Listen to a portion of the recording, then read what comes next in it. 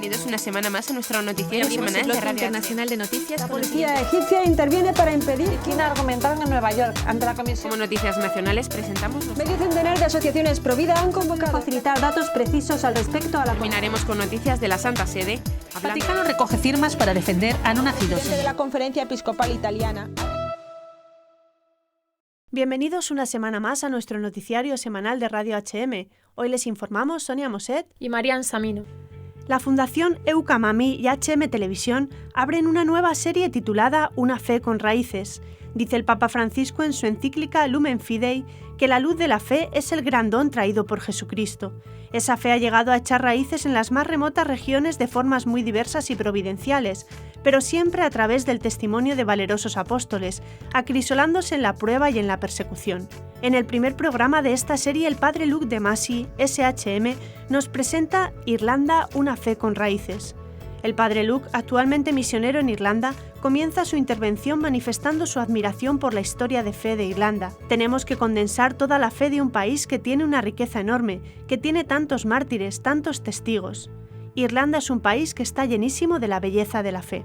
La aventura de la fe comienza para Irlanda con el secuestro de un joven llamado Patricio. 6 años pasó Patricio como esclavo en Irlanda. 6 años de sufrimiento intenso, pero 6 años en los que su relación con Dios se hizo fuerte y profunda. El que llegó a Irlanda reducido a la humillante condición de esclavo fue llamado a regresar como evangelizador de sus captores. La tarea que debía enfrentar era realmente dura a todos los niveles. El trabajo ingente, pero como explica el padre Luke de Masi, esos años de esclavitud que le habían forjado en la vida espiritual, le forjaron también físicamente para entregarse al servicio de la conversión de Irlanda hasta el fin de su vida. San Patricio no solo encendió el fuego de la fe en Irlanda, fuego que nunca se apagará, sino que formó además hombres de su mismo temple, hombres fuertes en la fe que continuarán la tarea de evangelización, como fueron San Colomba y sus 12 discípulos, los primeros de los muchos misioneros intrépidos que Irlanda ha regalado a la Iglesia. Irlanda ha tenido ocasión de demostrar la fortaleza de las raíces de su fe en numerosas ocasiones, de manera especial durante los trágicos sucesos que envolvieron la ruptura de Enrique VIII con la Iglesia Católica. La corona inglesa exigió a sus súbditos abandonar la obediencia al Papa de Roma. El pueblo irlandés se negó a hacerlo y pagó las consecuencias con su propia sangre.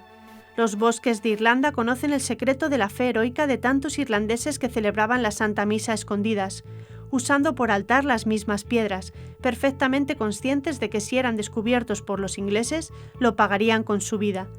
Los sufrimientos se agudizaron durante la Gran Hambruna, pero los irlandeses se aferraron a la Santa Misa y al rezo del Santo Rosario como las dos fuentes de fortaleza para vivir ese momento.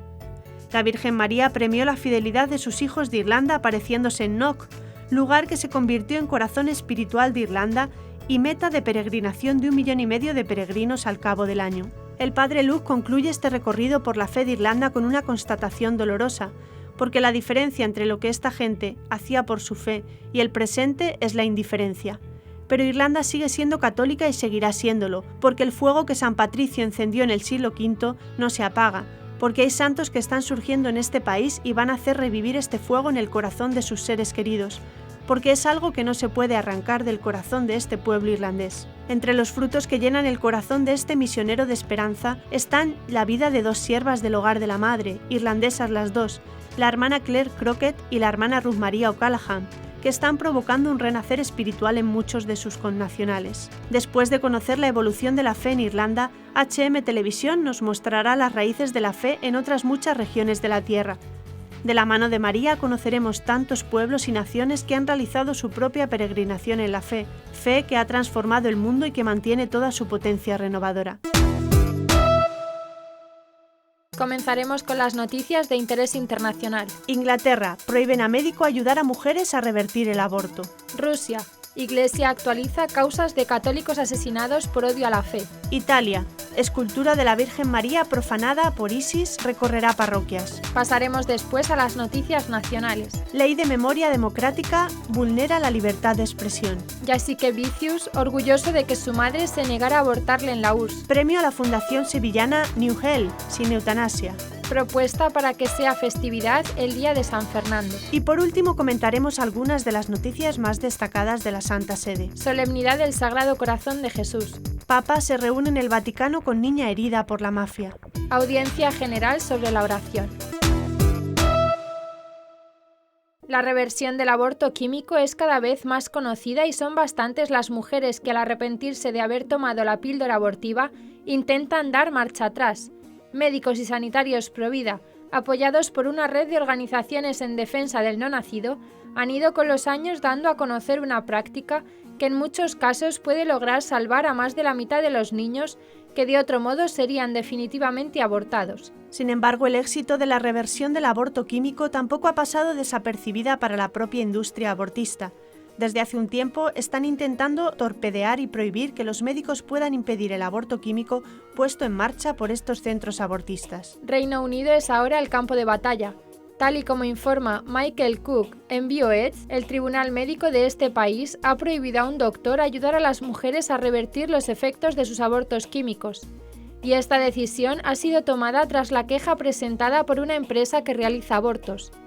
Durante el primer confinamiento del Reino Unido, la patronal abortista presionó a las autoridades para que les permitieran enviar por correo postal a las mujeres las pastillas para los abortos químicos. No tendrían que ver a un médico, solo deberían tomar 2 píldoras y esperar para expulsar el feto. Sin embargo, algunas mujeres lamentaron la decisión que habían tomado tan pronto como tomaron la primera pastilla. Para estos casos, el doctor Dermot Kearney les recetó progesterona en un intento de cancelar los efectos del abortivo mifepristona, y este sería, según el organismo de los médicos, un uso no autorizado de progesterona. El doctor Kearney es cardiólogo, médico de urgencias y presidente de la Asociación Médica Católica de Reino Unido. Afirma que de 73 mujeres a las que recetó progesterona, una vez que habían tomado la primera píldora abortiva, 38 lograron salvar a sus bebés, una tasa de éxito de casi el 50%. Pero desde hacía meses en Reino Unido se venía fraguando un ataque contra aquellos que han ayudado a revertir abortos. El pasado mes de marzo, Religión en Libertad se hacía eco de cómo una organización satélite de Soros atacaba duramente a una asociación provida que ayudaba a mujeres a salvar la vida de su hijo. Incluso diputadas británicas afirmaban que era inconcebible la reversión del aborto químico y que estas prácticas deberían ser prohibidas en Reino Unido. Heartbeat International ha salvado ya la vida de 2.000 bebés tras lograr revertir el aborto químico. George Soros, así como otras organizaciones pro-aborto, financian Open Democracy, que se describe a sí mismo como periodismo de investigación feminista en la lucha de primera línea, y están buscando formas de luchar contra aquellos que están en contra de lo que ellos llaman derechos de las mujeres, denuncia la portavoz de Heartbeat, Andrea Trudin. Pese a que se llevan años revirtiendo abortos y son miles de mujeres las que han salvado así las vidas de sus hijos, Open Democracy había hecho creer que es algo experimental. La Iglesia Católica en Rusia actualizó las causas de beatificación de los católicos rusos que fueron asesinados por odio a la fe en el siglo XX y que pueden ser reconocidos oficialmente como mártires. La 10ª sesión de un tribunal diocesano que reorganizó el proceso de beatificación tuvo lugar el 21 de mayo y fue dirigida por Monseñor Paolo Pesci, arzobispo de la Archidiócesis de la Madre de Dios en Moscú. La sesión fue impulsada por la reducción del número de candidatos a la santidad de 15 a 10. El proceso ahora se conoce formalmente como el caso de beatificación o proclamación de los mártires de los siervos de Dios, el obispo Antoni Malecki, obispo titular de Dionisiana, administrador apostólico de Leningrado, y 9 compañeros asesinados por odio a la fe. Junto a Monseñor Malecki, 1861-1935, están las causas del padre Konstantine Bukiewicz, 1867-1923, el padre Jan Trojko, 1881-1932, el padre Pavel Chomit, 1893-1941, el padre František Brudix, 1882-1937, el padre Anthony Cherwinski, 1881-1938, madre Katerine Abrikosova, OPL, 1883-1936, y la laica Kamila Khrushchevnilka, 1892-1937. La Congregación para las Causas de los Santos ha aprobado la incorporación de otros 2 candidatos al grupo, el obispo de Vladivostok, Monseñor Karol Slivovsky, 1855-1933, y el padre Anthony Semeskevich, 1881-1938, quien sirvió en distintas parroquias. Todos los candidatos murieron después de la Revolución Rusa y el establecimiento bolchevique de la Unión Soviética. 3 candidatos ya no formaban parte del grupo. El padre Epifania Akulov, 1897-1937. El padre Potapi Enelianou, 1884-1936. y Sor Rosa del Corazón de María, OPL, 1896-1944. Mientras tanto, 3 sacerdotes de la Congregación de los Padres Marianos de la Inmaculada Concepción de la Santísima Virgen María, el padre Andrés Sitoko, 1891-1952, y el padre Yanis Mendrix, 1907-1953, y el padre Fabián Abrantovich, 1884-1946, fueron excluidos del proceso en Rusia, pero sus causas ahora progresarán bajo el cuidado de su congregación en Polonia, al igual que la del sacerdote palotino padre Stanislaus Sulmiński, 1894-1941. La actualización de las causas hace posible que la archidiócesis avance en el proceso de beatificación de aquellos siervos de Dios que vivieron y trabajaron en el territorio de la actual Rusia y cuya veneración privada está bien establecida. Dentro de unos años será posible completar la fase diocesana del proceso y transferir los casos a la Congregación para las Causas de los Santos. Una escultura de la Virgen María que fue profanada por el Estado Islámico en Irak recorrerá diversas parroquias italianas. Se trata de un itinerario espiritual organizado por la Fundación Pontificia Ayuda a la Iglesia Necesitada, ACN, para que los fieles en Italia puedan rezar ante esta escultura mariana procedente de Batnaya, en la llanura de Nínive. La iniciativa se realizará a partir del 1 de septiembre hasta los inicios del Adviento de 2021, pero se llevará una vista previa el domingo 13 de junio en la comunidad pastoral de San Pablo de la localidad de Giussano, al norte de Italia. Según informó ACN, en cada etapa de este recorrido, sacerdotes iraquíes en persona o por videoconferencia aportarán su testimonio para que los fieles puedan conocer de la voz de los pastores locales los trágicos acontecimientos que tuvieron lugar durante el momento de los atentados, la reacción de la comunidad cristiana local e internacional, la situación actual y las perspectivas de futuro. Por su parte, el director de ACN Italia, Alessandro Monteduro, destacó que la iniciativa busca consolidar el vínculo entre las comunidades católicas italiana e iraquí. Fijará en nuestra memoria esta horrible página histórica para que no olvidemos sus muchas lecciones y representará un mensaje de perdón y reconciliación. Además, Monteduro recordó que durante la ocupación del Estado Islámico, la pacífica comunidad cristiana local fue brutalmente expulsada, así como también algunas estatuas marianas fueron horriblemente mutiladas, iconos de Cristo destruidos, imágenes sagradas utilizadas para practicar el tiro al blanco y hubo tumbas profanadas. El Papa Francisco visitó Irak en marzo de 2021. Otra estatua de la Virgen que había sido profanada por los terroristas fue bendecida por el Santo Padre durante la misa multitudinaria que celebró en Erbil el 7 de marzo. Ayuda a la Iglesia necesitada quiere con el mismo espíritu que el recuerdo del sufrimiento de toda una comunidad cristiana, simbolizado por la profanación de la estatua de Batnaya, consolide la fe común y para la esperada conversión de los perseguidores, concluyó Monteduro. Gracias a la coordinación del Nineveh Reconstruction Committee y al compromiso de las iglesias, continúa a impulsarse la obra de reconstrucción en Irak para que los cristianos puedan volver a su tierra natal. Según datos recientes, el 45% de las personas desplazadas han podido regresar a sus casas, es decir, alrededor de 9.176 familias.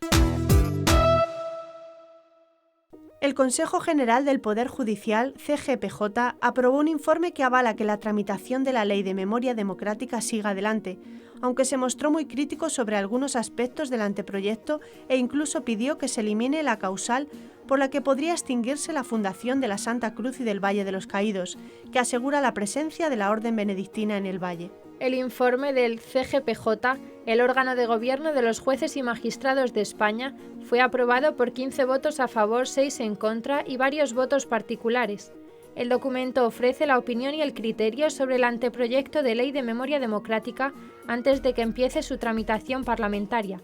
El anteproyecto de Ley de Memoria Democrática sustituye a la Ley de Memoria Histórica de 2007 e incluye, entre otros muchos aspectos, un nuevo modelo de gestión del Valle de los Caídos, con la resignificación del valle y su conversión en un cementerio civil.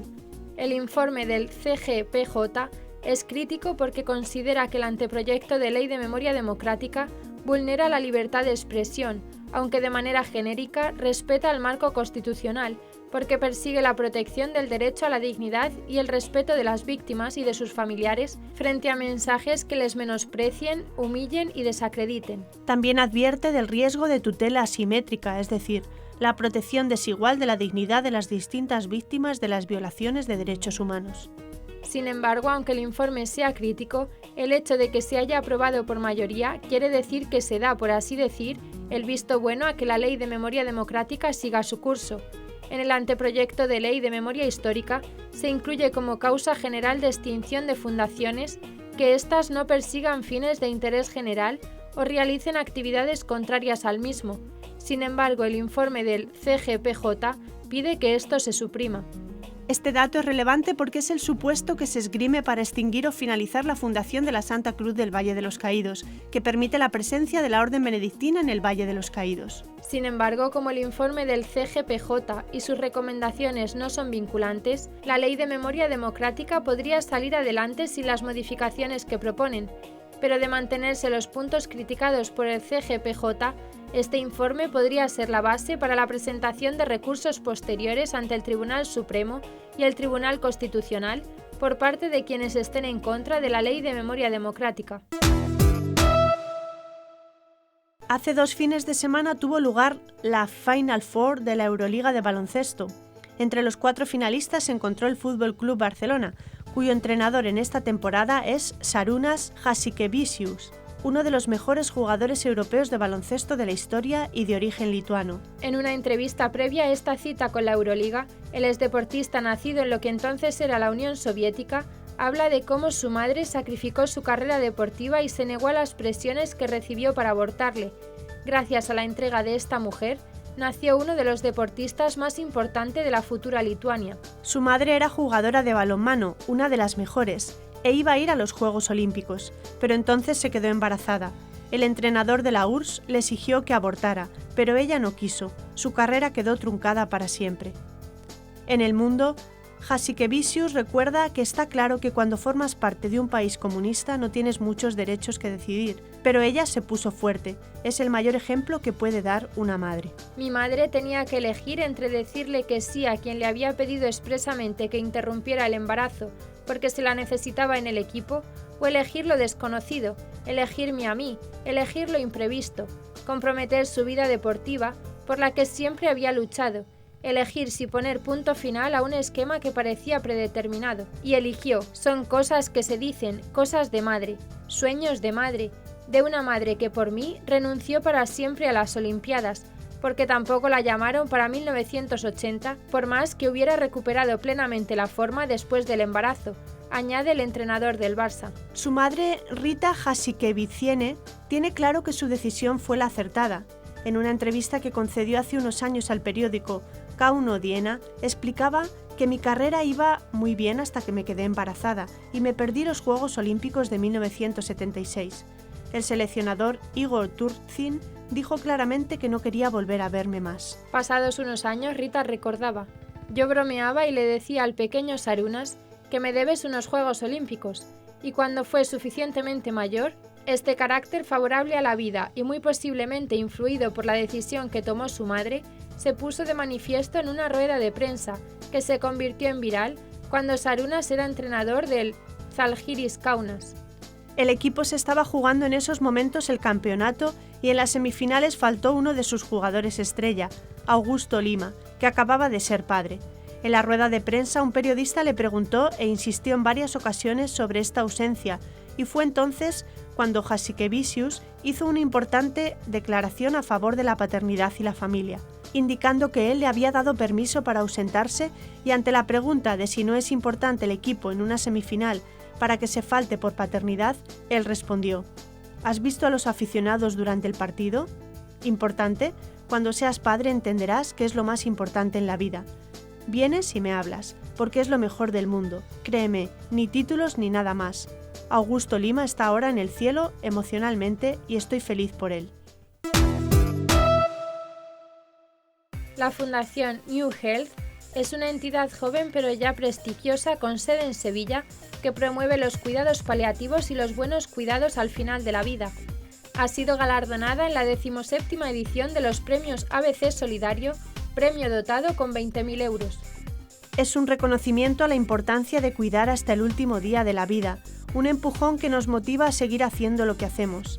Agradece la directora de la Fundación, Isabel Donado Nortes. El trabajo de esta fundación y su programa Sevilla Contigo, Ciudad Compasiva, ha sido alabado incluso por el director general de la OMS, el Dr. Tedros Adhanom, en el contexto de una reunión online a finales de abril con representantes de diferentes asociaciones del mundo centradas en cuidados paliativos. Uno de los grandes temas que trabaja esta fundación es facilitar el morir en casa con cuidados médicos y paliativos adecuados en el propio hogar, rodeado del amor de los seres queridos. La Fundación mantiene programas de paliativos en 6 países que atienden a más de 15.000 personas. Estas personas enfermas, dice la asociación, pasan de tener de 1 a 5 cuidadores, ven cómo dejan de sentirse solas, de sufrir ansiedad, cómo disminuye su dolor, pueden sentirse cuidadas y pueden vivir con el menor sufrimiento hasta el último día. En una entrevista en 2019, antes de legalizarse la eutanasia en España, Isabel Donado Nortes señalaba la diferencia entre los cuidados paliativos y la eutanasia. La eutanasia no tiene nada que ver con los cuidados paliativos, advertía. Es posible que la confusión provenga de que los políticos son muy tendentes a no llamar a las cosas por su nombre, y en vez de decir eutanasia dicen muerte digna, y de ahí la confusión. Pero la muerte digna no es la eutanasia, es otra cosa. Es que el sistema te cubra todas tus necesidades y puedas disponer de calidad de vida hasta el último minuto de tu vida. Nosotros no hablamos tanto de muerte digna como de vida digna hasta el final. También destacaba que los que piden la eutanasia en realidad pocas veces son enfermos en sus días finales, sino que lo solicitan personas que les quedan varios años de vida por delante, pero que no desean vivirse en una determinada calidad de vida, por lo que se requiere es mejorar esa calidad de vida. De las casi 400.000 personas que mueren al año en España, el 70% necesita cuidados paliativos y más de 75.000 cada año no tienen acceso a recursos de cuidados paliativos especializados, y eso a pesar de que es un derecho reconocido y un servicio de obligada prestación según el catálogo del Servicio Nacional de Salud, denunciaba. Según informa Diario de Sevilla, el Grupo Municipal de Vox en el Ayuntamiento de la capital de Andalucía va a presentar una propuesta en el próximo pleno con el objetivo de poner fin al olvido institucional del patrón de la ciudad, San Fernando. La formación liderada por Abascal, cuya portavoz municipal en Sevilla es Cristina Peláez, reacciona así después de que este año, el día de San Fernando el pasado 30 de mayo, tampoco se declarara festivo por el ayuntamiento, y tras no haberse celebrado, al menos por el momento, ningún acto para conmemorar los 350 años de la canonización de Fernando III de Castilla. Los vaivenes en la celebración del Día de San Fernando en Sevilla son habituales en los últimos años. Se han producido tanto en la época del gobierno del PP como en la del PSOE. Incluso el Cabildo Catedralicio ha sido poco diligente a la hora de organizar la festividad, algo que se ha puesto de manifiesto este año, el del 350 aniversario de la canonización, cuando se han trasladado los actos al viernes 28 al coincidir el día 30 con la Santísima Trinidad.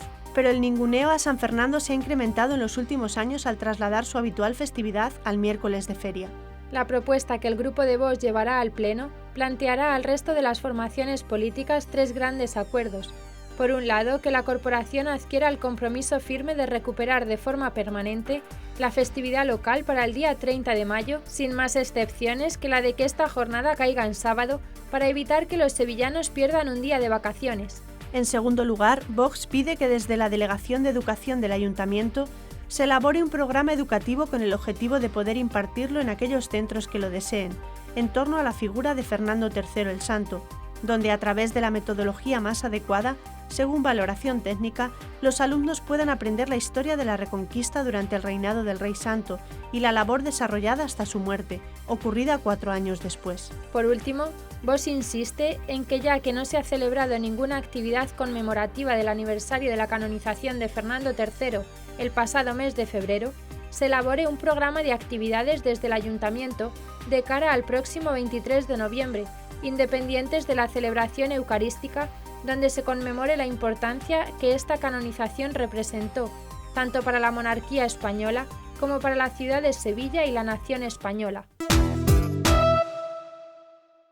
Con ocasión de la solemnidad del Sagrado Corazón de Jesús, celebrada el viernes 11, el Papa Francisco invitó a pedir al Señor que haga nuestros corazones semejantes al suyo, humildes, misericordiosos y perseverantes en el amor, en la oración y en las buenas obras, dijo el Santo Padre al finalizar la audiencia del miércoles 9 de junio. De este modo, el pontífice recordó que el viernes 11 de junio la Iglesia Católica Universal celebrará la solemnidad del Sagrado Corazón de Jesús, por lo que exhortó: pidamos al Señor que haga latir nuestro corazón con el suyo, que lo purifique de todo lo terrenal, de todo lo que es orgullo y desorden, de todo lo que es insensible, que lo llene de Él, para que en su amor y en el temor a Él nuestro corazón encuentre la paz.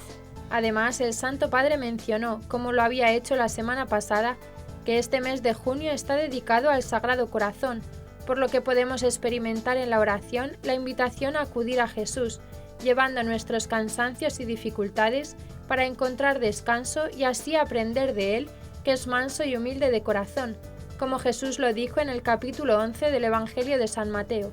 Sobre la solemnidad del Sagrado Corazón de Jesús, que se celebra el viernes posterior al domingo de Corpus Christi, el pontífice destacó que en el corazón de Jesús se encuentra el amor de Dios que se dio a conocer a toda la humanidad.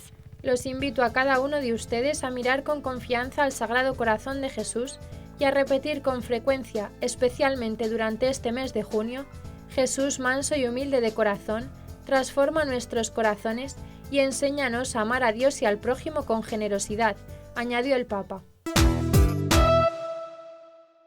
El Papa Francisco recibió en el Vaticano a Noemi, una niña italiana que en mayo de 2019, cuando tenía 4 años, fue herida por el crimen organizado en Nápoles. Este encuentro privado con el Santo Padre ocurrió en la Casa Santa Marta el 7 de junio por la tarde y duró 1 hora. Junto a Noemi estuvieron sus padres Stefano Staiano y Tania Espósito y el arzobispo de Nápoles, Monseñor Domenico Battaglia. La madre de Noemi relató que fue un encuentro emocionante y que rezaron junto al Santo Padre, quien les dijo: incluso si la mafia destruye las esperanzas, vayan hacia adelante. También dijo que la pequeña luchó entre la vida y la muerte y tuvo la fuerza de volverse a levantar para caminar, por lo que para ella no se trató de suerte, sino que recibieron un milagro. Después que Noemi fue declarada fuera de peligro, los jóvenes padres quisieron encontrar al Papa y lo solicitaron al arzobispo emérito de Nápoles, pero no fue posible por la pandemia. Monseñor Battaglia, cuando supo el caso, visitó personalmente a la familia para conocer a la niña. En aquella ocasión, le dijimos que estaríamos encantados de que nuestra hija conociera al Papa. Prometió traerla y cumplió su promesa, relató la madre de Noemi. Sobre el encuentro con el Papa, la señora Tania destacó la sencillez del pontífice y la emoción que se vivió cuando la pequeña y el Santo Padre rezaron juntos una oración, porque Noemi va a la escuela de religiosas y sabe todas las oraciones de memoria. Luego los padres le contaron su experiencia con la historia de Noemi, víctima de un fuego cruzado entre el crimen organizado de Nápoles, y lo que han vivido durante estos 2 años, las condiciones de salud de la niña, que todavía debe tener otras cirugías en la columna vertebral. Otro momento agradable fue cuando le regalaron al Santo Padre una pequeña estatua que lo representaba a él saludando y que fue comprada en la tradicional calle napolitana San Gregorio de los Armenios. Cuando el Papa abrió el obsequio, le preguntó sonriendo a la pequeña: ¿quién es? Y la niña dijo: eres tú. Al recordar cómo fue herida la pequeña por la camorra, el Papa dijo que la mafia destruye las esperanzas, pisotea los derechos, pero Dios siempre seguirá los pasos de su maravillosa criatura, y mientras continuaban con la historia, el Santo Padre los animó a mirar hacia adelante, y los 5 rezaron juntos. Durante la audiencia general de este miércoles, el Papa dio la penúltima catequesis del ciclo dedicado a la oración. El pontífice hizo referencia a uno de los clásicos de la literatura espiritual ortodoxa, El peregrino ruso.